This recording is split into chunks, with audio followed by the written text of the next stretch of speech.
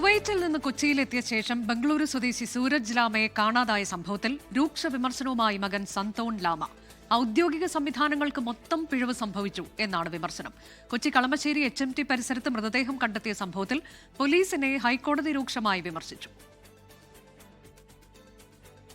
സൂരജ് ലാമയെ അന്വേഷിച്ച മകൻ കളമശ്ശേരി മെഡിക്കൽ കോളേജിലെത്തിയപ്പോൾ ആളിവിടെ ഇല്ല എന്നായിരുന്നു അധികൃതർ ആദ്യം നൽകിയ മറുപടി.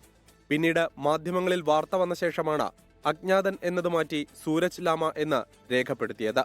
ഇക്കാര്യത്തിലാണ് ഗുരുതര ആരോപണവുമായി മകൻ സാന്തോൺ ലാമ രംഗത്തെത്തിയത്. മാനസിക വെല്ലുവിളി നേരിടുന്ന പിതാവിനെ പുറത്തുപോകാൻ കളമശ്ശേരി മെഡിക്കൽ കോളേജ് അധികൃതർ അനുവദിച്ചത് വലിയ പിഴവെന്നാണ് ആരോപണം. മൊത്തം സിസ്റ്റം തകരാറിലാണെന്നും പോലീസ് അന്വേഷണം നടത്തിയ ഭാഗത്ത് നിന്നാണ് ഇപ്പോൾ മൃതദേഹം കിട്ടിയതെന്നും സാന്തോൺ ലാമ. If Ernakulam Medical College had not let my father go, we wouldn't be here. If they had to follow procedure, those people told me that he can say his name. He doesn't know his name, dude.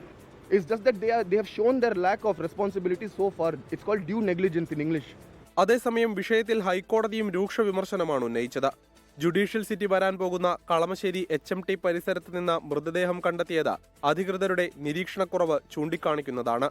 Night walking നടത്തിയിട്ട് കാര്യമില്ലെന്നും എല്ലാവർക്കും എല്ലാ സമയവും സുരക്ഷിതമായി നടക്കാൻ പറ്റണമെന്നും ഹൈക്കോടതി വ്യക്തമാക്കി. DGP, ADGP എന്നിവർ മറുപടി നൽകേണ്ടി വരുമെന്നും ഹൈക്കോടതി മുന്നറിയിപ്പ് നൽകി. 24 കൊച്ചി. ലോകത്തെവിടെയായാലും ഏത് സമയത്തും 24 വാർത്തകളും ഓഗ്മെന്റഡ് റിയാലിറ്റി പാക്കേജുകളും എക്സ്പ്ലെയിനറുകളും വിശദമായി കാണാൻ ഞങ്ങളുടെ YouTube ചാനൽ നിങ്ങൾക്ക് സബ്സ്ക്രൈബ് ചെയ്യാം.